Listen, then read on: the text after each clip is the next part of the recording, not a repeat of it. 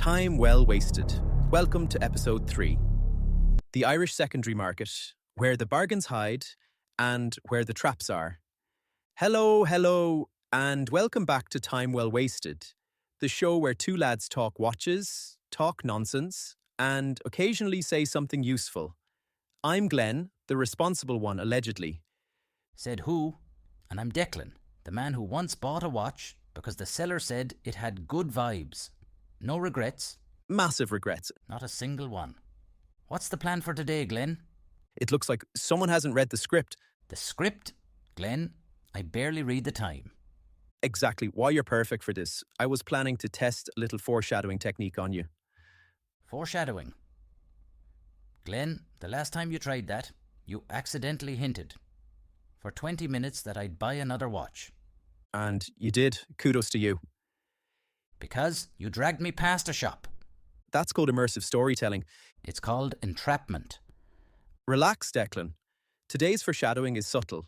You won't even notice it happening. Grand. Because the only thing I'm planning to acquire today is a coffee. Interesting choice of verb, acquire. Jesus. Glen, don't you dare. I'm just saying, if a watch follows you home again, don't blame the script. Anyway, back to business. Today we're diving into something every Irish watch lover deals with. The Irish secondary market, where the bargains hide and where the traps are waiting to mug you. Think of it like Temple Bar on a Saturday night. There are good times to be had, but you need to keep your wits about you. Let's start with the good news. Ireland does have bargains. You just need to know where to look. They're not sitting in shop windows waving at you. They're tucked away in groups, buried in listings written like ransom notes, and occasionally hiding behind a lad who swears he's not really selling. You sound like a poet. But they're there. The trick is knowing the difference between a bargain and a trap wearing a bracelet. Let's explore them. Number 1, adverts.ie. It's the Wild West, but in a charming Irish way. You'll find everything from Seikos to Omegas, usually priced by lads who just want it gone. And done deal, same vibe, slightly more tractors. Then you got the Facebook watch groups. This is where the real action happens. Reputation matters. If someone's been posting for years, buying and selling, you're grand. And the secret sauce, WhatsApp circles. If you're in one, you know. If you're not, well, keep commenting, keep chatting, and eventually someone drags you in. Also, local jewellers quietly clearing stock. You'd be shocked how many ADs will knock a chunk off a Longines or Auris if it's last year's model. That's right. I remember seeing a Baume and Mercier Clifton Baumatique at a local jewellery store for less than half of the usual price. Wow. Did you pull the trigger? Nope. I was like, well, I still love it tomorrow. And it was gone the following day. Fair play to you. That's self-control. At a level monks would envy. I meant to ask you something earlier. Glen, did you acquire anything recently? Not a thing. Trying to behave myself. But what about you? Picked up anything lately except that ball watch? Sure. Look, don't even mention it. I'm acting the maggot. I accidentally bought a ball watch. You know yourself. Went out for milk. Came home with tritium tubes. Standard Tuesday, so... Exactly. But sure, I'm the one with the unbelievable stories. Have you prepared something special for today? More than something special. Now the fun part, the traps. And Ireland has a few spicy ones. I hope you're not going to tell me again the story about a badger trapping for vaccination or relocation. Heh. Trap number 1, import VAT and customs. If you buy from the UK, you're basically volunteering to pay extra tax for the privilege. People forget this. They see a bargain on eBay UK and suddenly revenue is at the door like, how ya? That'll be €180. Next, please. Trap number 2, Chrono 24's too good to be true listings. Chrono 24 is great, but the cheapest listing is cheap for a reason. Polished to death, no box, no papers, Frankenwatch. Or my favourite, serviced recently. By who? A lad with a butter knife. Trap number 3, new Facebook accounts. If the profile picture is a car, a dog, or a sunset, run. Trap number 4, No service history, especially for Omega coaxials, Zenith El Primeros, and anything claiming water resistance. That's actually a good one. It has never occurred to me. So, the last one. Trap number 5, grey market warranties. 2-year store warranty. Yeah, until the store disappears. I think we gave lots of examples. Right, Glenn. We did well. Now, it's time for your homework. I can't wait. Right, my homework. I made a promise, on your behalf, to our audience last week. So, explain a watch complication. You're allowed to say the word 3 times. No more. Fine. Okay.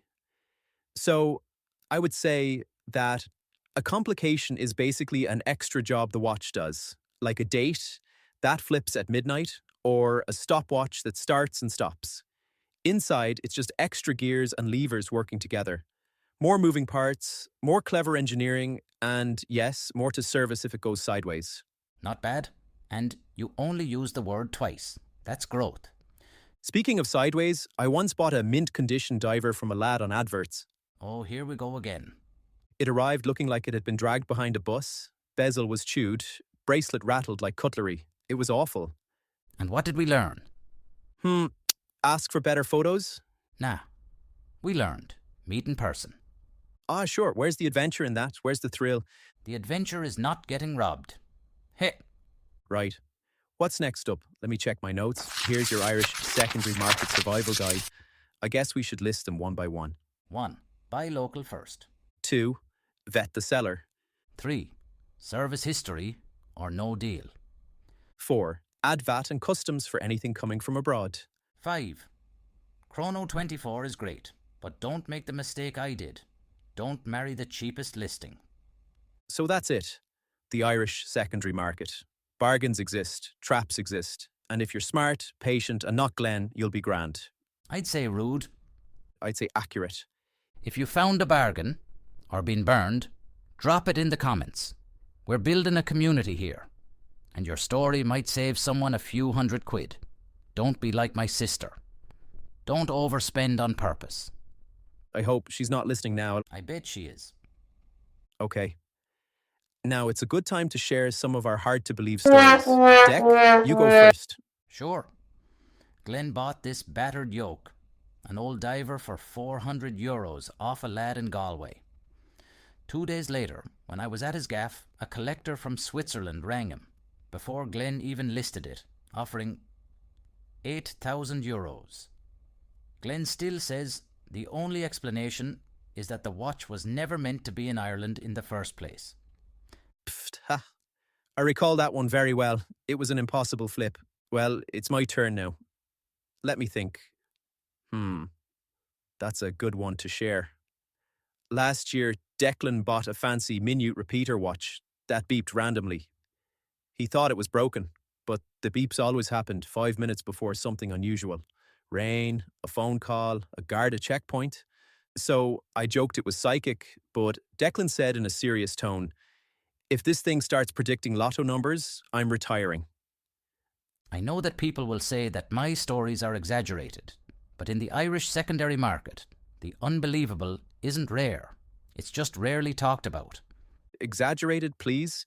In the Irish secondary market, if a story doesn't sound like pure fiction, that's when you know someone's lying. Huh. This is getting awkward. Tell me, my Nostradamus friend, how do you see the market changing in the near future? Honest answer? I think we're heading into the cop-on era.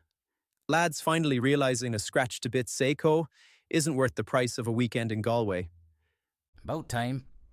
Prices will soften on the hype stuff, the sensible pieces will hold, and the real bargains will still be hidden in listings with photos taken on a Nokia from 2007. So, no dramatic crash? No. Just a slow, awkward shuffle back to reality. Like the market waking up after a night out and going, Jesus, did I really pay that much for a Tudor? That's fair. And what about the sellers? They'll adapt. They always do. First comes denial, then anger, then acceptance, then dropping the price by €200 and saying final reduction 6 times. So basically, chaos, but polite Irish chaos. Exactly, the kind where everyone pretends they're not desperate. Yeah. But just for the record, nobody should rely on Glen's predictions. This is the same man who once placed a bet on a draw in a volleyball match. It was statistically possible. It was physically impossible. Look, the market's unpredictable. And Not as unpredictable as your betting slip. anyway, as I was saying, the market will stabilise. And if it doesn't, we'll just blame your volleyball logic. Right, enough slander. Coffee. Go on. Grand. And while we're at it, will you relinquish that water bottle? Because from here it looks like you're smuggling a pint. It's water. Sure it is. And my volleyball bet was strategic. You're deflecting. I'm hydrating. You're the one hiding Guinness in a gin bottle. It's literally transparent. So, is your story? Anyway, I guess it's time to wrap up. But before we do, make sure you're following Horology Guide for more fantastic stories about watches, madness, and whatever chaos we stumble into next. Don't miss another episode of Glen&Dec, Time Well Wasted. We're on YouTube, Spotify, and honestly, any other platform where we might suddenly appear. Ah, brilliant. Because nothing says professional operation like two lads popping up unannounced on random apps. Next thing you know, we'll be streaming from someone's smart fridge. Thanks for listening, everyone. I hope you've enjoyed it. We'll see you in episode 4 of Time Well Wasted. Next Sunday, we'll discuss how to service watches in Ireland. The good, the bad, and the painful. This is a very real Irish topic. And not really something we think about much. We'll talk about where to service, what's overpriced, what's worth sending abroad. I can contribute with some horror stories. I mean, in relation to watches. I promise I won't read on air Edgar Allan Poe's Gothic tales. That would be deadly. We'll also touch on why turnaround times are so long. But that's next week. I have a dentist appointment on Wednesday. In the meantime, mind yourselves and your wallets. Hasta la próxima.